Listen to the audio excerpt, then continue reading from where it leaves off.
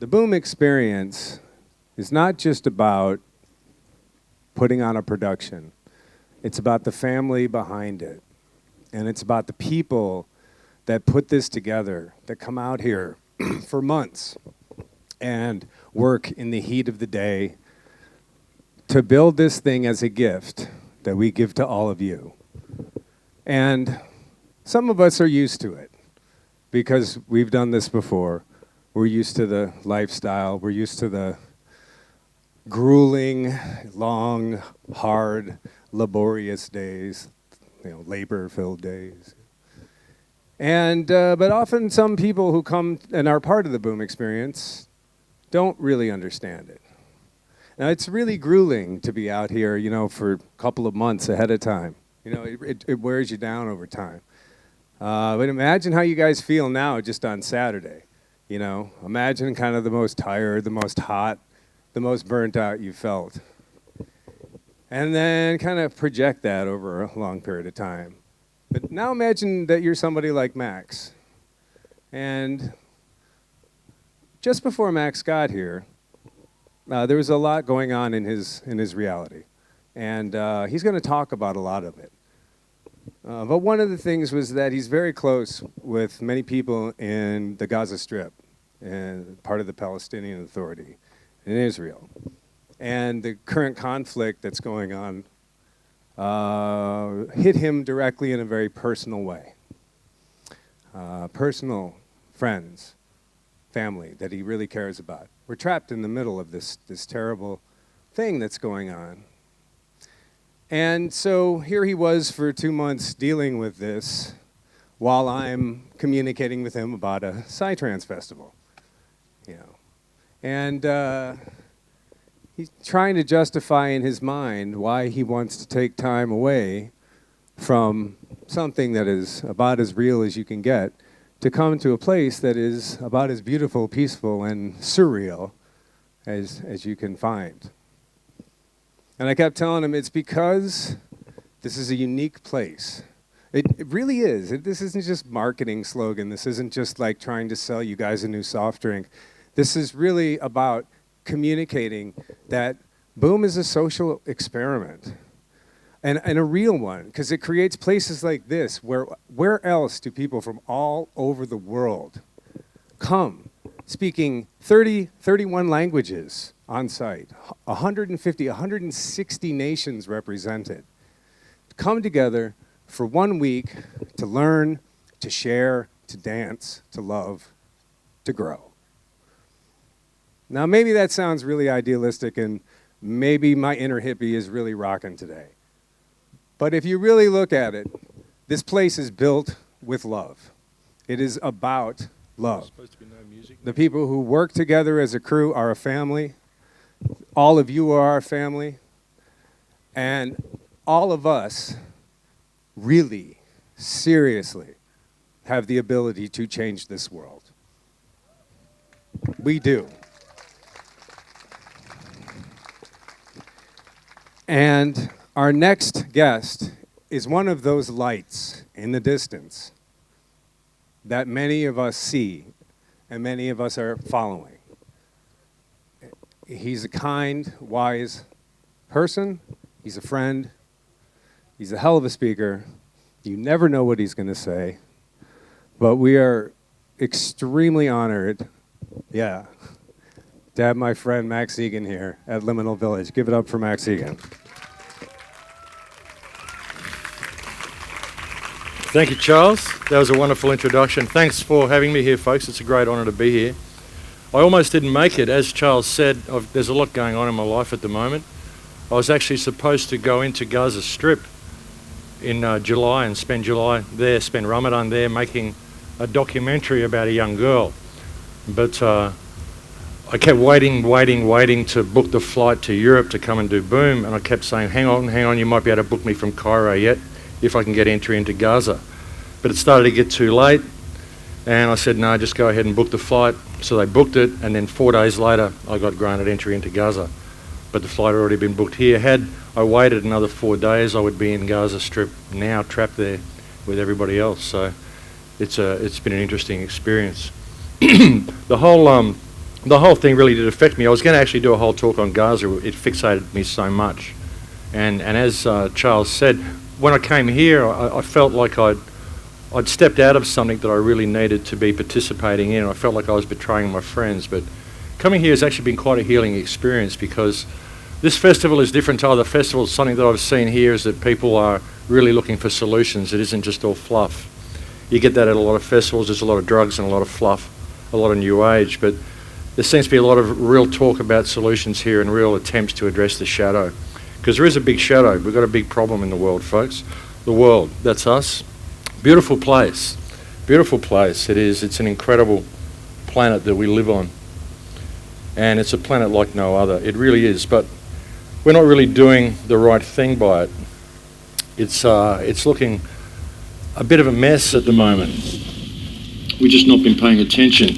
Many people believe that we can just meditate our way out of this as well, you know, like we get sort of this new age mentality. We think we can just sit there, love and light, concentrate on the good, don't pay attention to the darkness, don't pay attention to the shadow. We're taught that where attention goes, energy flows. But what about that atrocity that you ignore persists? Because that's really the reality of it. I've found that if you don't give attention to these things, the energy flows there. You've got to give attention to them in order to deal with them. There's a wonderful quote by a man, I can't remember who it is, but he said that if you look into the mirror of evil, you don't see the evil in yourself. What you discover is the goodness in yourself. Because what happens when you look into the mirror of evil is you have the opportunity to deal with that evil. And that's what I think we've got at this time. I think this is an incredible time. It's an incredible time in history. Because never before in history have we had the mechanisms of the system laid so bare for all of us to see. It's right there, and it's giving us the opportunity to fix it. And that's really what's happening in Gaza as well. It's gotten to such a bad point that it's in our face now, and we're beginning an opportunity to deal with it. This picture here, as I said, you know, people think you're going to meditate and love and light and get to the new world, discover a new cosmic reality if you stay in this dimension. This picture is actually called Flammarion. And what it actually depicts is the monk who claimed that he had discovered the place on earth where the sky and the earth met. And I think that if you think you're going to meditate your way out of this, then it's about as real as that picture. So we are in for a reality check ahead, folks. And I'm going to touch on a few things here. Well, who knows what I'll touch on, because I've got so many ways I could go. I normally do quite long talks, so it's interesting for me to do a short one when I've got so much on my plate. But we'll just see where we go with it. But the fact is that we create reality ourselves. And we've created this. All of us collectively have created the mess that we're in. We can blame people all we like. We can blame the governments. And sure, there's a good deal of blame to go there. But ultimately, the blame comes from us, because what exists on the planet really is just people. It's all just people. We're all in this together, you know. Government only actually exists in a book. It's just an idea. That's all it is. People wrote all this stuff down, and these guys with expensive suits go to these big buildings, and they do what it says in the book, you know. And if they can't steal from you, if there's a new way they can think of to steal from you, they write it in the book. They put a stamp on it, and now it's a law. We can do this now. That's all government is. It's just an idea. It's a meme. It's not real. It's something that we believe we need, but I don't think we do. And I think there's a way through it if we realise that. But we do create reality ourselves. We've created this whole mess ourselves. We really have. So what do we want? What sort of world do we want? We want a world of abundance, a world like this, or we want a world like that? Because that's the world that we're creating by our inability to look at ourselves and our inability to face the problem, our fear in facing the problem. Ultimately, it's all fear. It's all fear. Many people who say, you know, you can't look at the negative, you're putting this negative vibration in my life, you've got to keep yourself in a high vibration. I can keep myself in a high vibration by looking at the negative. I can, because it gives me the opportunity to heal it. And that's what it is. It's about healing. If you don't know the problem's there, how are you ever going to heal it? You know? So what do we want again? Folks, we want this or we want this. And this again is Gaza Strip. We want a world of war or we want a world of abundance. What do we want? I think a world... Abundance. Is that Azrael? Yeah. Hello, darling. Nice to see you here. Not right now. This is actually my country, folks. This is Australia. This is the Kimberley Coast. This is a beautiful place. It's a very powerful country. This is the mouth of the Rainbow Serpent. It's a beautiful place. This is where I live. This is the valley just over the hill from where I live. Beautiful place. Beautiful place. These are some trees. up behind my place. I just wanted to show you all this stuff because I love it. It's a beautiful world. It's a truly beautiful world. And these are my people. I count myself as part of the original people of my country. I really do. I was adopted into the Numbal tribe in Western Australia. And these are beautiful people. They've been having a slow genocide carried out against them for 200 years now. And people aren't really paying attention to that. It's happening everywhere. What's happening in Gaza is happening in Australia. It's just happening slower. It's happening in many places. It's happening all over the world. It's happening in Rwanda. Look at South Africa. Look what's going on in Venezuela, Panama, everywhere. But again, folks, it's us. It's us not dealing with the situation. But these are my people. This is a friend of mine, Kerry-Ann Cox. My dream is for all people to become one with all living beings. But we are. We already are. That's the thing. And we forgot it. The animals know it, though. They know that we are. That we're all one. We're all connected. How I got here is a really interesting thing. How I got to be doing what I'm doing. I've been awake for a really long time. I woke up when I was 4 years old, when we went out in the country with my mum, and she told me, we ran out in the forest, and I'm going, this is beautiful. Let's come and live here. And she said, well, we can't. And I said, why? She said, because we don't own the land. I went, own the land?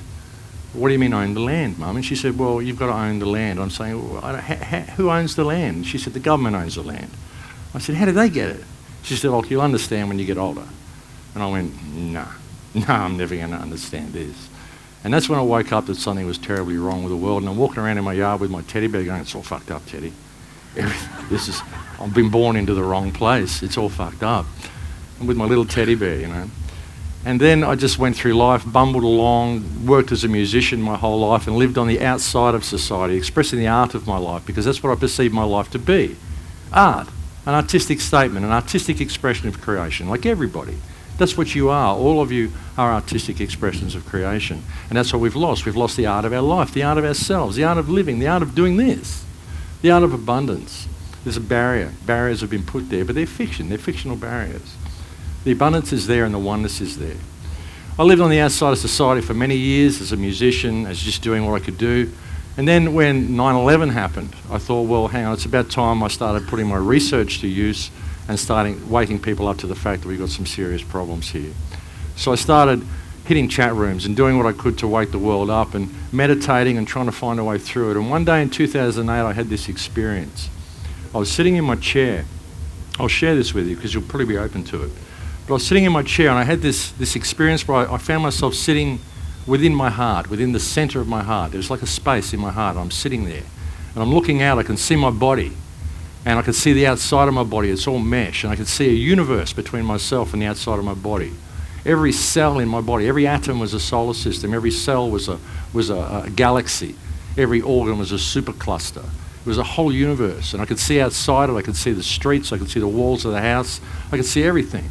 And then I realised that I was also sitting inside myself. I was a fractal. There was three of me. And I was sitting there and I could see everything. And it was all just mesh. And I could see the whole world. It was incredible. And then this light developed at the top of my head and it fell right through the centre of me. It went right through all three of me. And it hit the ground beneath me. And it started to ripple in white light. And everything just went whoo. And it opened up and I connected with this multiverse. And I connected with everything. And I felt all of the love and all of the pain of the universe and of quantum universes. It was an incredible experience. And I fell out of my chair. I fell out of my chair and I landed on my knees and I cried for 7.5 hours. Even thinking about it now, I'm fighting back tears. It was the most incredible experience. And I couldn't even talk to anybody about it for about a week because if I tried, I would start to sob. And I connected with everything in that moment. And I realised that we create all this ourselves. There's only one of us here. There's actually only one of us here expressing itself in billions of different perspectives. Your consciousness isn't local to your body. It exists out here in the field. This is a vessel that downloads a frequency. That's what you are. You're a frequency of universal consciousness expressing the art of itself. And you're absolutely perfect. Everybody is absolutely perfect in everything they do. That's one of the things about this system. We've been trained to think that we're all imperfect. We're given these parameters to measure ourselves up to, but they're not real. They're other people's parameters. The only judgment you should ever put on yourself, if you put any on yourself at all, should come from yourself, because that's the only thing that's really important. You are a perfect expression of consciousness just as you are. because consciousness needs to experience itself from that perspective. No one can be you better than you. Nobody. Nobody will ever see the world from your perspective. No matter how close it is, they will never view the world through your eyes. That experience is unique to you, and that is what makes you, you. And that is the only thing that separates us, that we all view the world from a different perspective. But it's perfect. It's perfect for what it is because that information is needed. It's needed, and no one can be you better than you, and being you is what you came here to be, obviously, because that's who you are. So why on earth would you consider yourself anything but perfect? Because you're all perfect. You see, we're given all of these artificial parameters, and they're not our own. You know?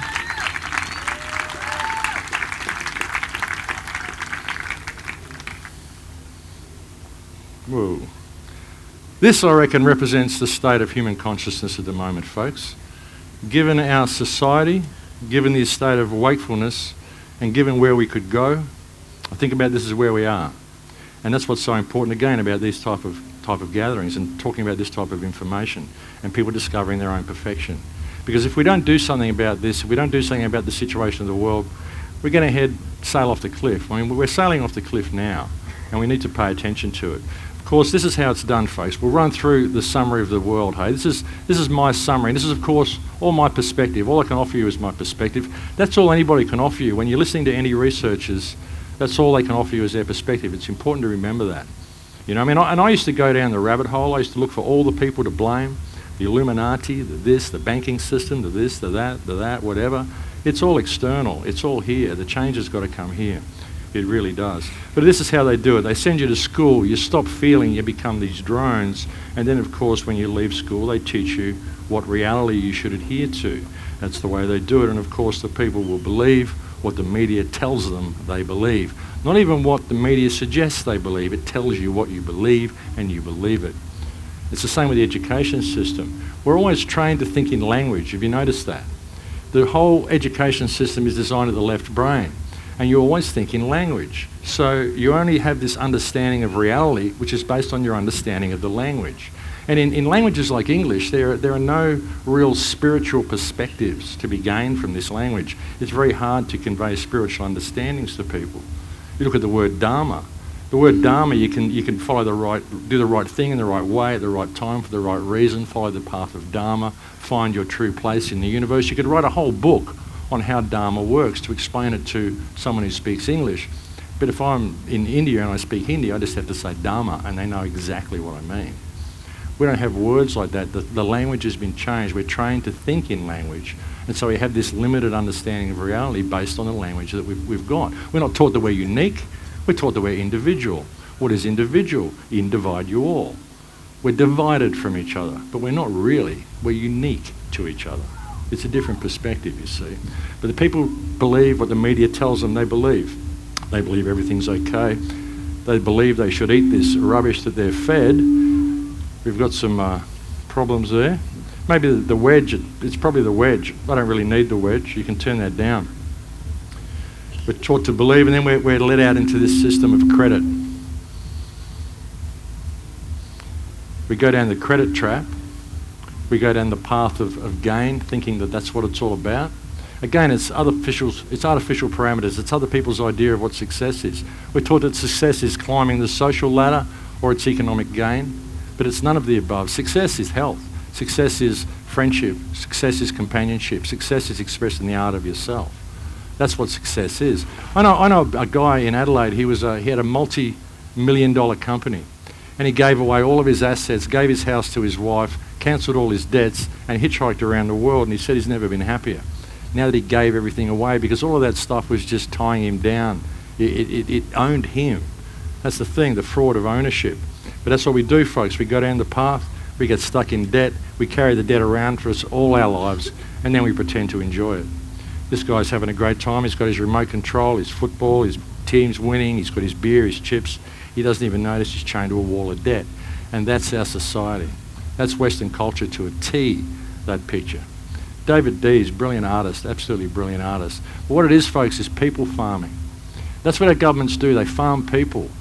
What we've got is a system of organised debt slavery. And what they harvest, people think that, okay, they're stealing from us, they're stealing our money from us, they're stealing our possessions from us. But But what they're stealing from you is you. They're stealing your soul from you. They're stealing your time from you. All that we do is trapped in this fiction that we believe is real. But it's not real. It just exists in a book. This whole government system only exists in a book. It's all a fiction. That's the world that we've got, folks. That's a perfect example of capitalism.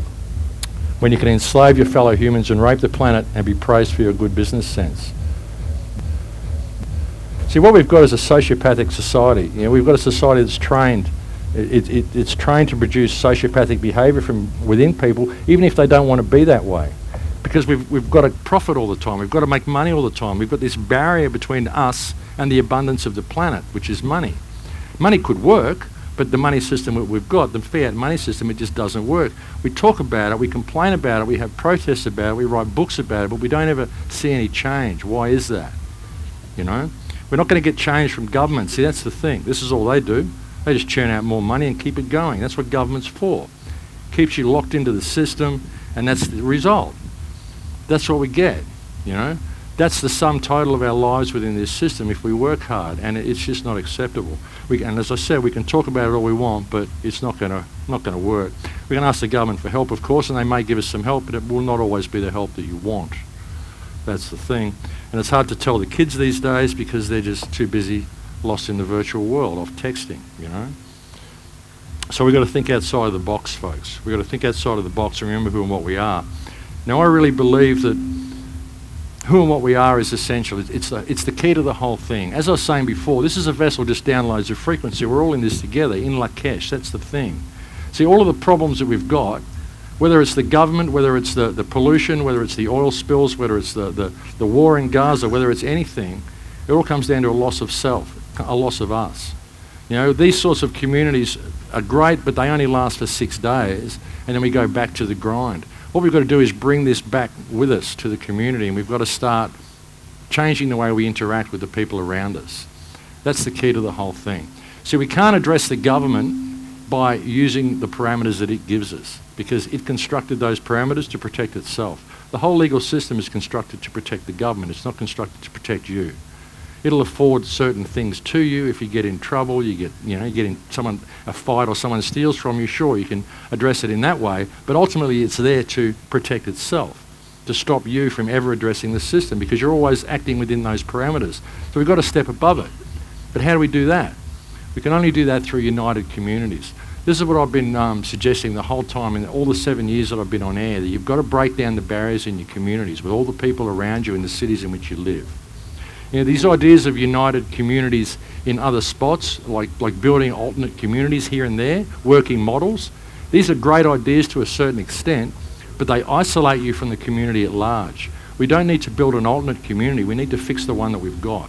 Because if we turn our back on this community, it's going to keep on eating up the rest of the world. That's what it's going to do. And it likes us to go and build these alternate communities because that keeps us busy, and we're not paying attention to what they're doing.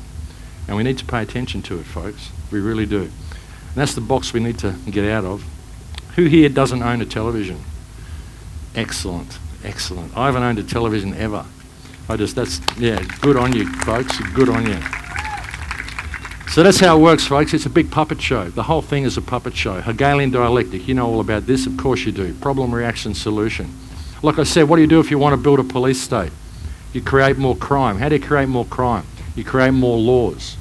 With Obamacare, when Obamacare came in the United States, Obama noticed that there would be the introduction of 40,000 new laws dealing with Obamacare, right? 40,000 new laws. This is the creation of 40,000 new crimes. And then they can say to you, look, the crime figures are terrible. Look at the crime figures. Oh my God, there's so much crime. We need more police to deal with all this crime. You go outside and you look around, you're going, well, I'm not seeing any crime anywhere, but according to the figures, there's all this crime. It's because they've created all of these laws. Now it's illegal to step on the grass, it's illegal to do this, it's illegal to do that, it's illegal to fish on the beach on a Sunday. So there's all of these laws in place, so there's all this crime, so they need more police and they need more laws, more crime, more police. That's the way it goes, Hegelian dialectic. It's a scam. It's a scam. If we stopped obeying any legislation which interfered with our moral compass, things would change. Question authority, folks, question authority. Question any law which causes you to interfere with your moral compass. Question anything which puts you in a state of hardship. Because ultimately government are public trustees, that's all they are. So I'm not really, I'm not looking for political solutions to any of this. I don't think there is one. I mean, there might be a way of creating some sort of political party and infiltrating the system from within and then changing things. That would be a good idea if you could find someone honest enough to do it. But ultimately, we have to change our perspective of what government is. Government is a group of public trustees that we appoint to look after our infrastructure for us. That's all it is. And if they're putting legislation in place which is putting us in a state of hardship, we need to not have that legislation. We need to disobey it. But we can only do that if we have united communities. We can only have that if we know ourselves enough to truly respect ourselves. Because if you truly understand what you are and understand the perfection of yourself, you respect yourself and you see that in others. I look at every person and I see a mirror of myself, another frequency of that same consciousness, experience life from that perspective. So I respect that person. I'm happy to show my emotions to that person, but I don't attack that person. I would never hate that person. I don't know anybody that I dislike. I don't even like I don't even dislike Benjamin Netanyahu for bombing Gaza. I'm damn angry with him, but I don't dislike him. I don't really know how to hate anyone because I know what they are, because I felt it, I experienced it. And everything in my life has been synchronistic from that point. Like I said, when I really started off on this journey, I started hitting chat rooms and things, but then I started to realise that we create reality ourselves through our emotional state. We really do. The emotion that we're in, and most of the emotional state that we're in is fear. I mean, it's there in most people's minds. It's always there, dripping in the back of your mind, something to be worried about. And it's a program. It's a program, and we're all running it. It's like a pathogen, you know. But I realised we create reality ourselves. I thought, wouldn't it be great if I was a radio host? What a way to get the word out to people. Wouldn't that be good if I could get all this knowledge, I could put it out on the airwaves? I wonder how you do that. So what I did was I got up and I sat at my computer every day and I did everything that I do. And I was making slideshows and putting them on YouTube and stuff like other people. And I put myself in the energetic state where I was a radio host. I was sitting there and I'm a radio host and people are listening to me and I'm saving the world.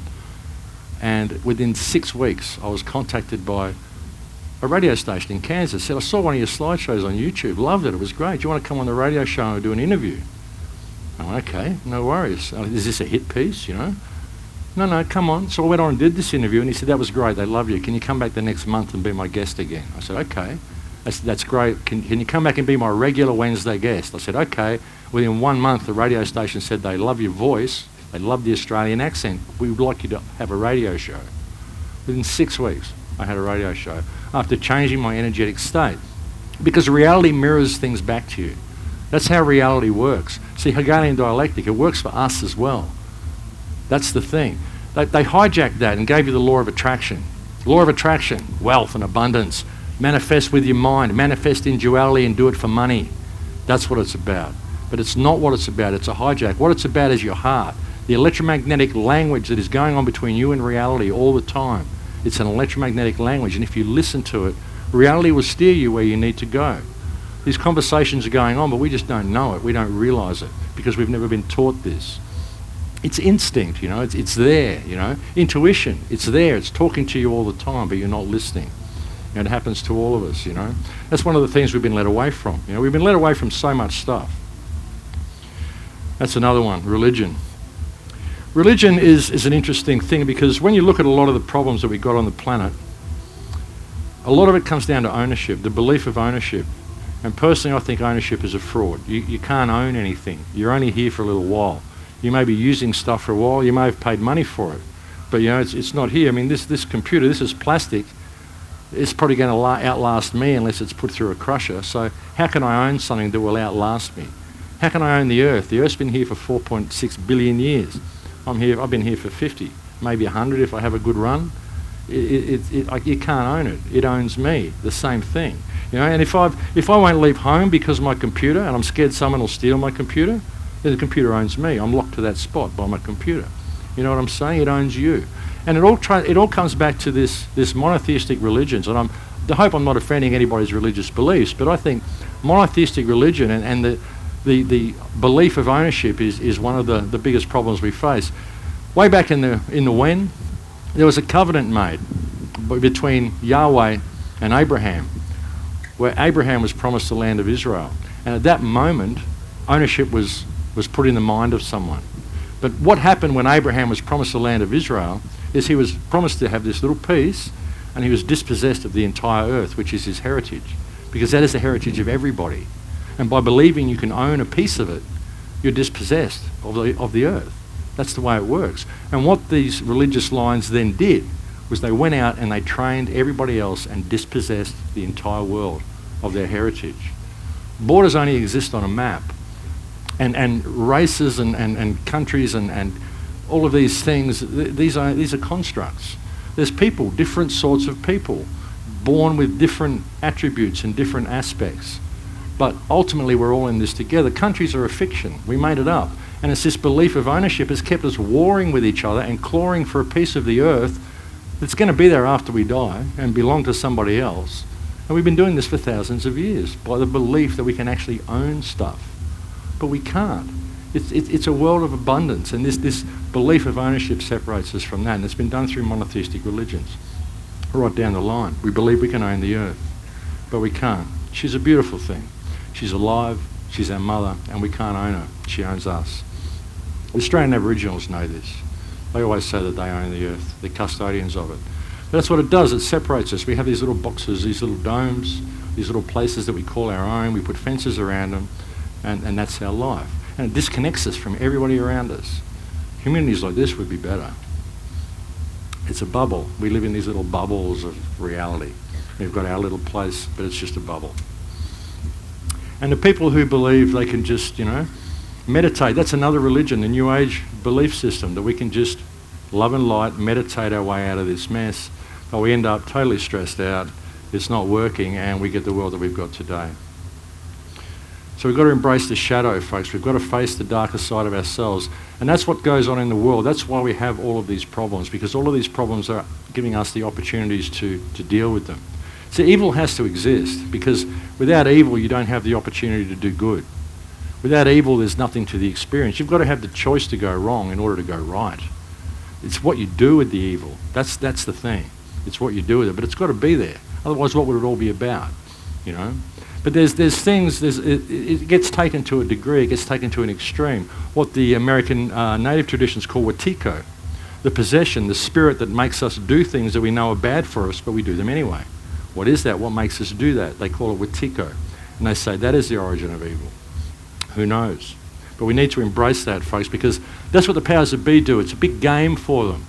They play our fears off against ourselves. They play our fears off, our good, what is bad. They always keep us in fear of everything. But a lot of it is fear of our own power. And that's one of the biggest things of this control grid, folks, is our fear to step into our own power. But it's there. We've got to step into it, We've got to realise that it is there, but we've lost it. So we've got to do it, folks. We've got to embrace the shadow, bring it together, and that's how we heal things. That's the key. That's when we see the new beginning. And we've been given every opportunity to do this, as I said. But there's things that we look at them, but we don't address them, we don't face them. Okay? We always do this. We see the problem, and we try to address it by parameters that are given to us by the problem. We won't step into our power and simply call a spade and say, hey, this is wrong, we're not going to do this anymore. That's why we need united communities. We've got to unite our communities. Anything you can find to unite your community. If you live in an apartment building and you're baking biscuits, bake some for the people next door, Try to organise something. Maybe you've got your garden boxes. Put a different vegetable in each garden box and grow an organic garden in the apartment block. Do anything you can to unite the community. I once had a thought, what if we got a suburb or a city block and everyone took down their backyard fences and put this whole community garden in, put a pool in the centre for the kids, things like this. That'd be fantastic. There's another thing we could do, which I've been pushing in Australia, called the UAC, which is called the Urban Agricultural Cooperative. What you do, if you've got a community, you find a bunch of people, 10 people who want to put in market gardens. Put in 3 beds, keep 1 for yourself, put 2 into a cooperative, get the money from the cooperative and start your own bank. Start your own bank, so if we're using their fiat currency, at least we're using our own bank.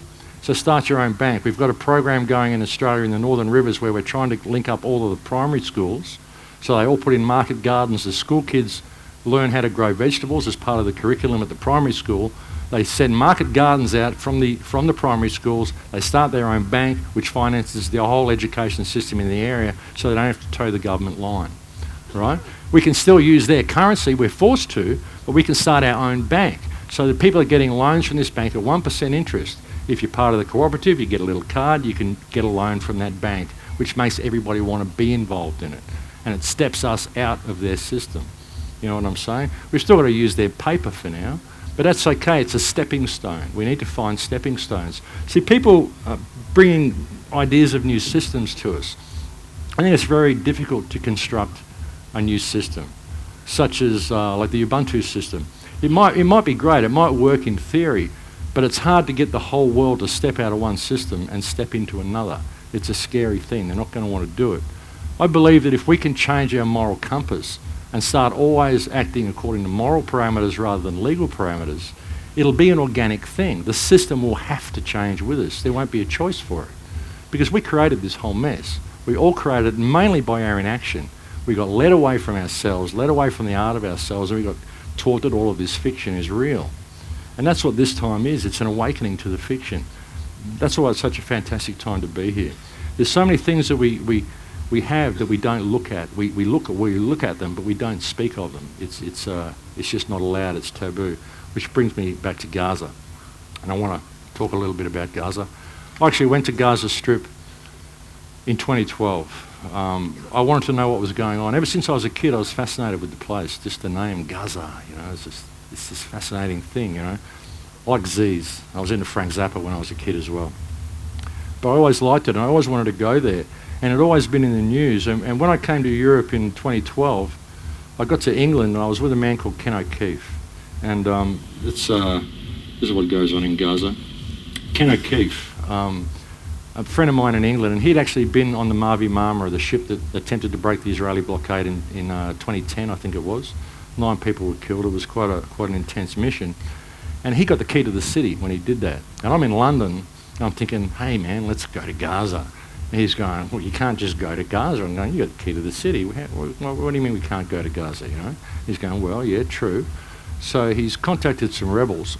And this wasn't Hamas, this wasn't any normal people, this was basically kids. And we ended up going to Cairo, we went across Rafah, they led us to this tunnel, and this wasn't any of these official tunnels that you hear about, any of these Hamas tunnels. This tunnel was dug by kids, teenagers who want to go and play with their friends in Egypt. You know, the kids want to play together. Gaza is full of kids, there's so many kids there.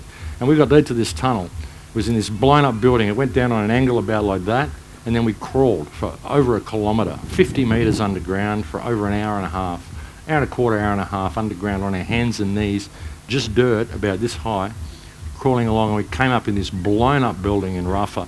We got huddled out by these kids, like 17 to 18-year-old kids. I think the youngest would have been about 10, and they smuggled us off to this car, and they, like, as soon as we pulled out of the hole, we put our baggage down, and the kids just grabbed it, and whoosh, they were gone.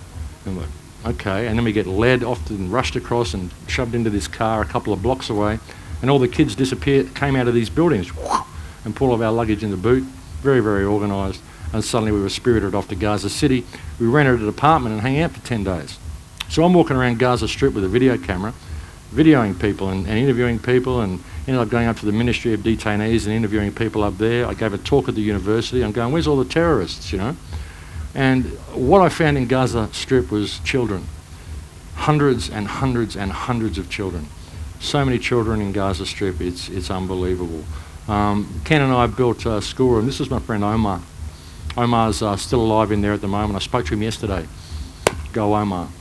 I've been so worried about this guy. He was our translator while we was in there, and he really looked after us. We just met him. A friend just said, this is my friend, he'll look after you. And he did. He's a wonderful young fella. This was speaking at the university in Gaza Strip, where they gave me this cloth for speaking there. And these are some of the kids that I met there. That's Omar again. The Samuni family, we built a schoolroom for these kids. There's so many kids in Gaza Strip, folks. 900,000 children in Gaza Strip.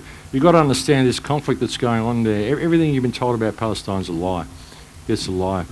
These are beautiful people. I went to so many homes and so many people, and I met so many families, and I formed close relationships with so many people. I was only there for 10 days, but I was so excited to have a Westerner there. And they so wanted the people to know that we're people. We just want to live like everybody else. We don't want war. We don't want any of this trouble. Some of the most beautiful children I've ever met in my life, with battle scars that children should never have. There's this shelter here. 15 children live in this shelter. All of their family was killed in cast lead, most of their parents, and there's 15 of them. The most beautiful kids. They live under all these rags. There's no room in the houses for them, so that's where they're forced to live. They're looked after by the rest of the family, but this is where they're forced to live, you know. And still they smile with the scars, with everything they've got going for them.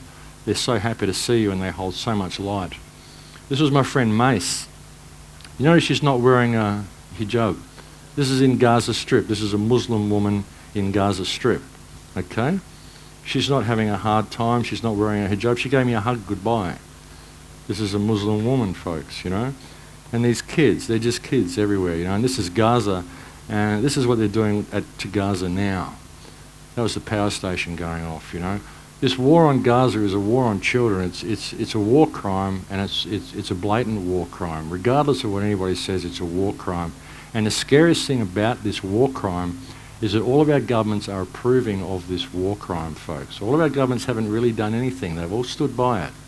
And again, it's based on the perception that ownership is real, that you can own a piece of the earth. And it's because you don't understand who and what you are that you would even do this to someone. You know, and it's unbelievable what's going on there, folks. And this is my friend Noor Harazin.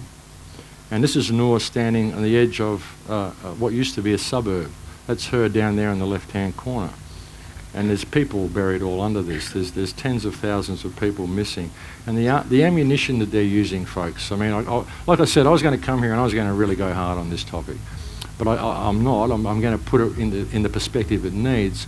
But it's important to be addressed. I mean, this is the ammunition that they're using, this dime ammunition, experimental ammunition. Literally tears the flesh from your bones. It's micro shrapnel.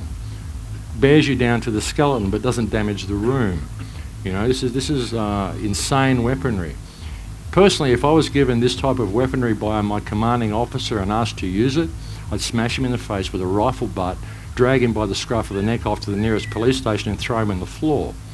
You know, then I'd go up the food chain and I'd find who ordered him to use it, and then I'd go further up the food chain and I'd find who invented it, and I'd have him committed to a psych ward because only a lunatic would invent this stuff. You know?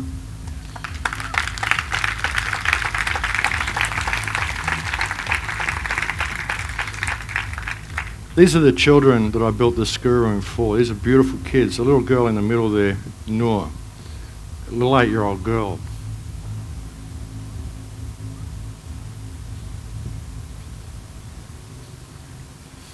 Excuse me. Beautiful, beautiful girl. Powerful, powerful soul. I wanted to make a documentary about her. She's... Excuse me. Sorry. She's listed as with the missing. We don't know where she is. And she's a beautiful, beautiful soul. She's a beautiful girl. I truly met some wonderful, wonderful people in there, folks. And nothing you're told about them is true. They're beautiful, beautiful people. And again, we can call war crimes, we can address our governments, we can do all we can to stop this, but ultimately it's got to come down to the people of Israel. The people of Israel, the Israeli people, have to realise what's going on here. They've got to realise that this is not acceptable. You know, in fact, the Benjamin Netanyahu government, the actions, the flack that this has brought on Israel is incredible. They're going to suffer so much for this, you know, and the Jewish people around the world are going to cop so much flack. When it's unnecessary, they're not even involved. What's involved is the Netanyahu government, but the only people who can address that are the people of Israel, but they have to remember who and what they are. They have to remember the government is a fiction. It's a group of public trustees, and if they love their country, they need to do something about this rogue government run by this child-killing psychopath, because if they don't, this man is going to cause the implosion of Israel. The Benjamin Netanyahu government is in fact, by its actions, one of the most anti-Semitic organisations that's ever existed, because it will destroy the state of Israel by its actions. You know, but again, what are we going to do about it? Are we going to complain? Are we going to go and attack Israel for what it's done? These are innocent people as well. The whole thing is built on ownership, this concept of ownership, that it's real, that we can own a part of the earth, that we're disconnected from each other. And it's a lie, it's fiction. You're all perfect at exactly what you are. You're all here to be what you are and to express the art of your life. And you've been led away from that into this fictional bullshit world that allows this type of stuff to happen, you know? We've got to remember who we are, folks. That's the key to the whole thing. Cut the red tape, cut all the bullshit. We don't need political remedies. We don't need to find ways through it to remanage the economic system. We need to change our perspective in our hearts, and it will be an organic process. The world will change with us. Put down all your stuff with people, because it's all fiction. It's all built on parameters that are not your own. Stuff that was designed to keep you in the state that you are and to keep you divided from everybody else. And it's a lie. It's all bullshit. You know, we could change the world in 3 seconds if we changed our perspective of reality and started operating in our heart. In everything that we do, all that we do. You know, I give so much to people. It's all I do is give, and I don't even think about money. And I'm not a rich man. I don't have any money. But I've always got it when I need it because I don't care about it. I don't ever think about it. I don't ever worry that I don't have any. To me, it's a fiction. It's just something that happens. I don't think about it, and I give to all that I can. And so whenever I need it, I've just got it. I just live in this state of abundance because that's where my heart is, and it's a mirror. It's all a mirror. Everything's a mirror. All of your emotional state is what controls your reality. All of this, you know. And our emotional state collectively is fear. It is. Even if we're in this love and light state, collectively, it's a fearful reality that we've created by the parameters that have been given to us. We're always in stress about something collectively. We're worried about what may happen in the future, or we're in stress about what happened in the past, none of which exists now. So we're not in the now. We're too afraid to live. We're too afraid to die. I'm not scared of death at all. Death is a transition. This is just an expression. It's just an experience. I can't die. This can die, but I can't die because I'm connected to all it is, the same as everybody. This is just an experience. It's just a ride. It's what you do with that. It's what you do with the perspective. What knowledge do you gain? How did you improve reality by your presence in it? How did you improve? How did you make the world a better place? What breadcrumbs did you leave behind for the next time that you come? You know, that's really what it's about. That's what I believe it's about anyway. That's what I got in that state of meditation. You know, and when I had that, someone said to me, that sounds like a DMT experience. I went, I don't know. So they told me about it so much, and so I thought, okay, I tried some DMT. And it wasn't like that at all.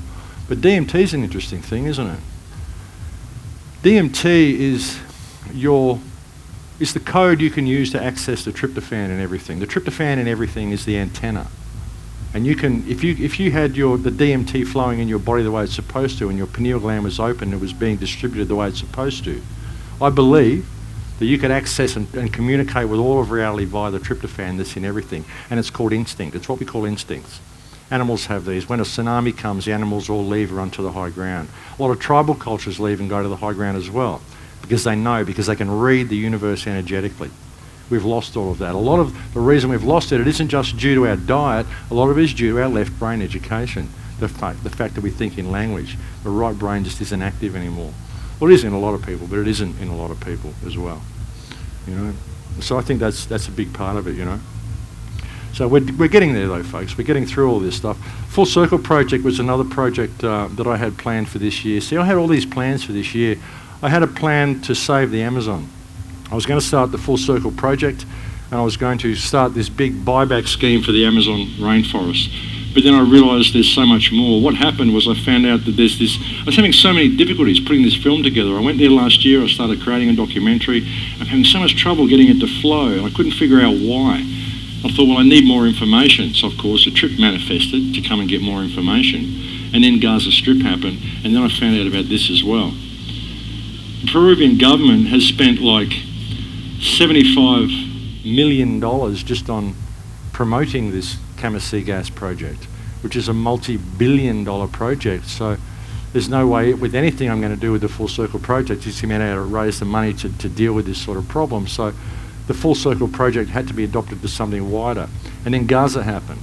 And I started to realise what Gaza really represents. But I started to realise that all of our governments approve of this. That's the scary part, is that all of our governments approve of what's going on in Gaza. They're making noise now, but they haven't made noise until we started really protesting. Then they started making noise about it because they kind of have to.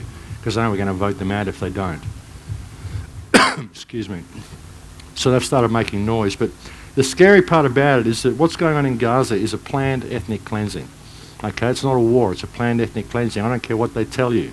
You don't take 60,000 troops and a column of tanks into an area of 25 miles long, 5 miles wide, with 1.8 million people, 900,000 children hemmed in by a 50-foot wall in order to clear out a few tunnels. Okay, this is genocide. That's what they planned to do, go in and take out as many people as they could. They hit the UN school. They said, oh, we didn't mean to hit it. There was a rocket attack. There was a Hamas rocket base there. No, why they hit the UN school is because they sent out coordinates that was a safe place to go. 17 times they sent out the coordinates, and they knew there was 3,000 people there, mainly women and children, and so they bombed it. That's what they do. And it's genocide. It's a planned ethnic cleansing. And our governments are approving of this, folks. So we need to take the matter in hand, because this will be the trend of the future, because this isn't Rwanda, this isn't Panama, this isn't a third world country somewhere. This is a major G8 democratic nation that's carrying out this act. And even if it is an ethnic cleansing, the civilian casualties and the weapons being used against children is unacceptable, and our governments are approving of it. So it's time that we remember ourselves and take this matter in hand in a peaceful manner. You know, civil disobedience, but peaceful civil disobedience. But we're not going to achieve it if we don't have a united community. So again, it comes back to self-discovery. See, every problem that we have comes back to self-discovery. That's the thing. It's no good putting band-aids on symptoms all the time. We've got to really look at what the root cause of the problems is, folks.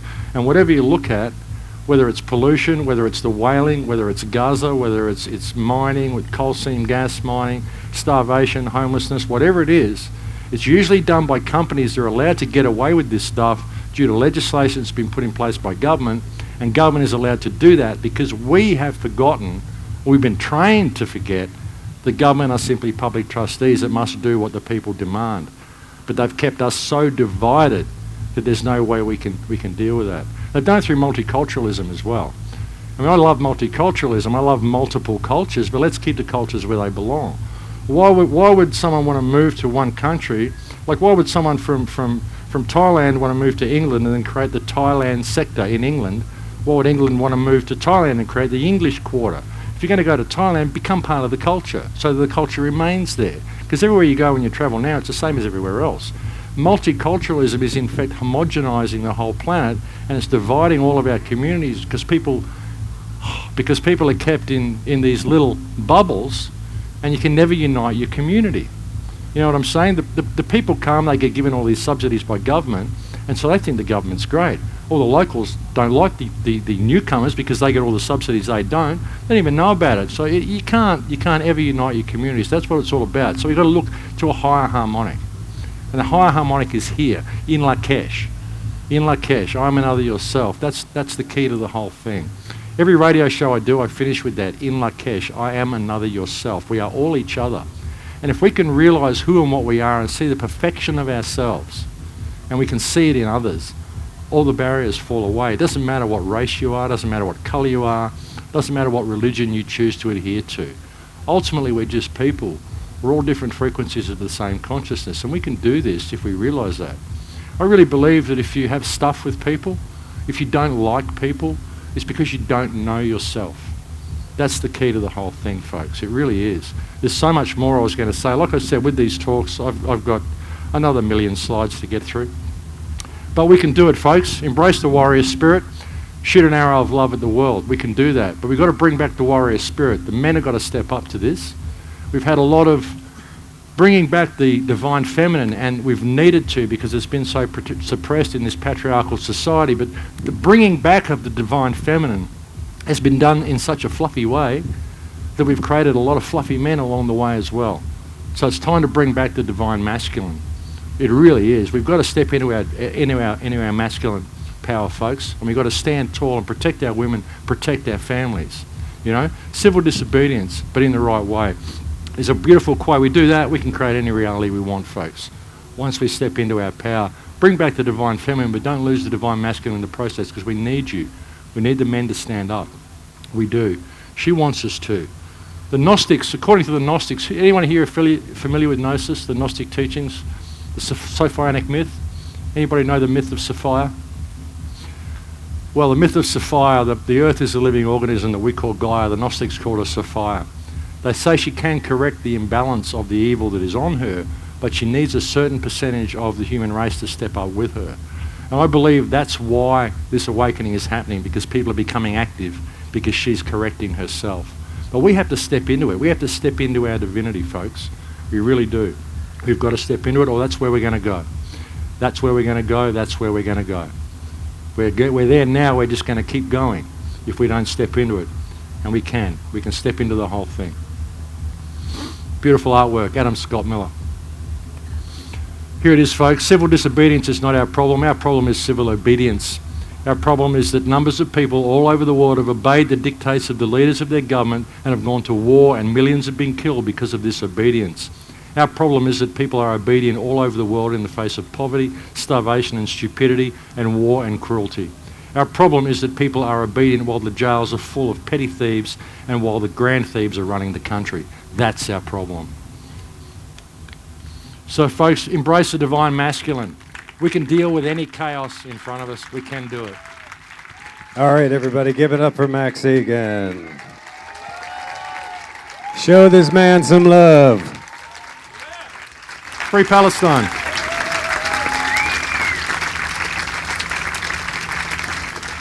All right, Max, I wanted to say something positive and reassuring that I've noticed in England. I don't know if you're aware about the situation with Jon Snow, the British newsreader. For anyone who's not familiar with Britain and Britain's news, Jon Snow, who was a presenter of Channel 4 News, went over to Palestine, and he was pretty much phased in the same way that you are. And when he come back, he's barely been able to contain his emotions, and he's been saying this has to stop. And the BBC is still the mouthpiece for the government over there. We got David Cameron and Ed Miliband and all the rest of them who are still saying they're pro-Israel. And Channel 4 News has taken the opposite view. On top of that, in North London, as well as in New York, you've had a lot of Orthodox Hasidic Jews that are standing out against Zionism now as well. And I think they can't milk this anymore. I think this is the end. Well, it is. It's the end, but it's important that it doesn't turn into a let's hate the Jews, which is what it's designed to do. See, what Benjamin Netanyahu's doing, I believe, is running through the Revelation script. And it says in Revelation that everyone has to hate Israel so all the Jews come home. So I think he's doing this. And the people of Israel themselves can deal with it by simply dealing with their government, realising these are just public trustees and they're bringing about the implosion of their state. So it's important and you've got to address it as well. We've got to be able to address this issue because this is a war crime, and we cannot allow a war crime of this magnitude to hide behind the word anti-Semitic, because it's not anti-Semitic to be pro-life, and a war against children is not acceptable under any standards. So yeah, Jon Snow's done a great thing, and it's really good to see. I'd just like to ask you, what would you suggest? Closer, please. Sorry, what would you suggest as individuals that we can do? You've made a few kind of suggestions about community gardens, but I think a lot of people see this that's going on, and in my experience, I'm speaking to an awful lot of young people who are waking up to it. But I think people feel a little bit, well, what can I do? I'm just an individual. What can you do in regard to Gaza or in the whole scheme, the fact that we want to change the planet? Well, you've got to unite with the people around you. See, often we know people around the block or down the road, but we don't even know our neighbours, We've got to start breaking down these barriers of judgment that we have with people, because it's a program. It's all programs, Like I said, if you don't like somebody, it's something about yourself you haven't discovered yet. You've got to realise that this is just a perspective of consciousness. And that I believe is the whole thing. Like I said, if you're baking a cake, bake one for the lady next door. Even if you don't like her, bake her one. Go do something with her. Even if you don't like it, go and do something that she likes to do, just to break down the barriers and start to talk to people on their terms, so they can find out what sort of a person you are. Lead by example in what you do. In respect to Gaza, what can you do about Gaza? You can put pressure on your government to allow discussions which will bring about terms for ceasefire and terms for truce that are acceptable on both sides, not just have Egypt and Israel say, here are the terms, because the terms are you stay in prison under our terms. Because Gaza Strip is essentially the world's biggest open-air prison. It's a modern-day version of the Warsaw Ghetto that existed in World War II, is what it is, and it's not acceptable. So you can put pressure on your government, and you can put pressure on the Egyptian embassy to open Rafah border. Flood them with phone calls and letters. That would be a great help. Thank you for that. Anybody else? Hello. I just want to thank you for coming. I just think that it's been the most powerful speech that I've actually heard all week. Oh, thank you. Thank you so much. And when I leave here, this is my first boom, and I go back to New Zealand. I will definitely be taking this back with me. So just thank you. Thank you very much. I really, really appreciate it.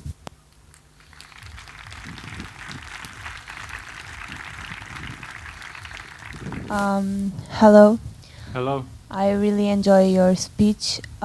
Just one question: Do you think that monetary system has to end in order to this unity starts? And do you know anything about the Venus Project by the Sir Jacques Fresco? Okay. Like I said, I don't think anyone will step into another system. I really don't. I think the Venus Project scares too many people because of its machine-like qualities. I think there's good aspects to it. I think it should be brought to the table. I think we shouldn't just say, this is the New World Order, the way a lot of people do. We should bring it all to the table and put all the egos aside. That's the hard part when bringing all these things to the table, is getting the egos aside. But I really believe that we don't need to construct any new system at all. This system could work if we changed our perspective and always operated according to our moral compass. If we did the right thing in all that we do and don't abide by any legislation which causes you to deviate from your moral compass or which causes harm, and address that issue. If legislation causes harm, how does a public trustee have the right to introduce legislation which puts people in a state of hardship? This is abuse of office, this is breach of trust. And if we have changed our perspective and have connected with everybody, we can just say, hey, we're not going to do that, we're going to do something else. Because all we need government for is to manage our infrastructure, because we've got these ridiculous things we call cities, which somehow got created. I don't know who thought them up, but they really don't serve us, you know. But I think it comes down to here. I think a working model will come out of our newfound consciousness. It has to. It has to be an organic thing. If we change, it has to change with us. What else can it do, you know? Hello. Hello. I just wanted to say that the fear that you talk about in society, the state of fear, it feels for some people that it's so deep that they don't even realise they're in it. And that what I want to take from Boom and in general is just the sense that the opposite of fear is this confidence and this, what do you call it, divine male presence, divine female, that when we're feeling that resistance from other people because of this fear, that we just need to remember that confidence, and that we do. That we got to be kind and patient to the people that don't know that they're in that state. And thank you to everyone here for reminding us of that. You know, it's really brilliant. We have time for one more question. One more question. It's all fear-based mind control, the whole system. It is, you know, to greater or lesser degrees, all of it, you know. But ultimately, it comes down to a fear of death, and often it's a fear of self-responsibility. We're very scared of our own power very often, you know. But this is a great awakening, and it's a great time to be here, because that's what this is. Everyone's rediscovering what we really are, you know. It's the best time in history to be alive. I just wanted to say something as an add to what you're saying, because I found out with the work that I do that there's an easy way to get a little bit closer to yourself, who you are, and to connect to other people, because we've been really, really drawn very far away from that by governments, by systems, and the only thing we can do is just think about how we have to create more money to survive, and which is, well, we don't. Apparently we don't have TVs, which is pretty awesome. But most of the people are just locked up in that cage. A way to get out of that is indeed by showing compassion, empathy. You were just crying. I mean, I've been working on that for a while. You cried. I cried like a baby because Max was crying, and I like Max. And when Max is crying, I cry. And I think, for instance, a good thing to do is to keep it really local, because we can. You go to the Gaza, so you work there. But in your neighborhood, really, people need your help.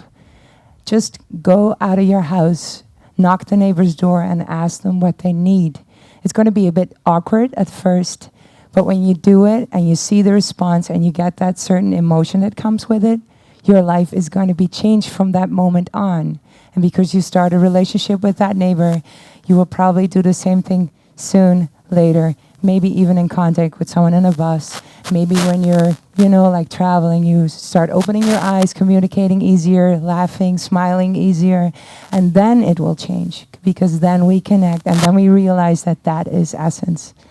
Connection, compassion, empathy is the only way that we're going to ever be happy together.